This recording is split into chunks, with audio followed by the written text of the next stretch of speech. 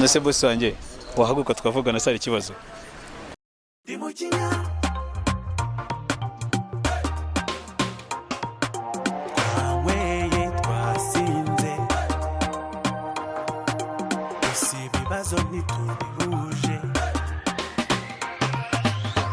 Utubwira ubuzima bwanga kuntu bumeze cyane cyane mu rubyiruko.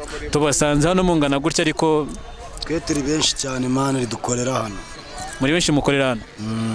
None se Pivo, iyo ubonye amafaranga menshi bura nta kuntu ujya wibeta ukajya kunywa yanuza bita dondo bwongo? Nta nubwo nyizi. Nta yuzi iyo ngiyo? Hapi. Kandi dufite amakuru ko ari icurubyiruko rw'inaha muri Nyamata. Irahaba ariko ngiye sinyikoresha. Wowe se umwihenzo gaduma. Ngiye nywa Knowless. Wowe nywa Knowless. Unyizanye wayinywa? Uzi icyaka mfite. Wayinywa? Byatari. None se kuri amafaranga ufite nk'ubu ngubu? Ndaburaho turuwasi, ndaburaho dese ngo nywe Knowless. Ubu ngubu ubonye dese wanywa Knowless. Wayinywa pe.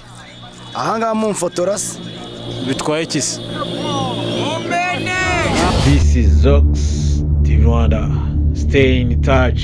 Ibintu bigenze neza ukayakorera, wamara kuyakorera uwenda ukagenda ukarya, wamara kurya ugasigaza nka makeya ukayabika, byagize nimugoroba wenda ukaza kujya kunywa Knowless. Kuko ntabwo wakirirwa hano ubwira umubosi ngo tujye guhaha ngo twaze unanirwe kwigurira Knowless. None se Pivo, hano hari ikibazo ndi kuhabona, ndabona abantu benshi basa nkaho badafite imikorere cyangwa se abantu benshi batuje. Ariko buri muntu wese ntago ajya apfa cyangwa abura yo kurya. None se Pivo, urabona ari iki cyakorwa kugira ngo mutere imbere nkamwe bari hano? Gutera imbere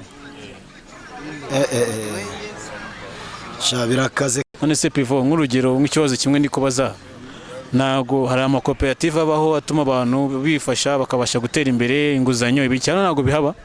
Amakoperative